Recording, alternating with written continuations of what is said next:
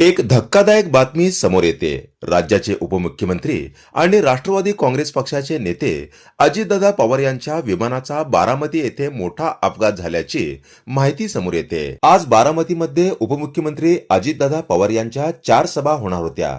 जिल्हा परिषद आणि पंचायत समिती निवडणूक प्रचारासाठी या सभांचे आयोजन करण्यात आले होते. सुपे जिल्हा परिषद गटातील एक सभा होणार होती. यासाठी अजितदादा पवार हे विमानाने बारामतीत आले होते. मात्र दरम्यान त्यांच्या विमानाचा मोठा अपघात झाल्याची माहिती समोर आली आहे. काही वृत्तवाहिन्यांनी या अपघाताचे व्हिडिओ देखील दाखवले आहेत. विमान उतरत असताना एका शेतात कोसळल्याचा या व्हिडिओच्या माध्यमातून दिसत आहे. यामुळे या परिसरात काही काळ धुराचे लोट देखील दिसत आहेत. सदर अपघाताची माहिती मिळताच तात्काळ बचाव कार्य सुरू करण्यात आलं आहे.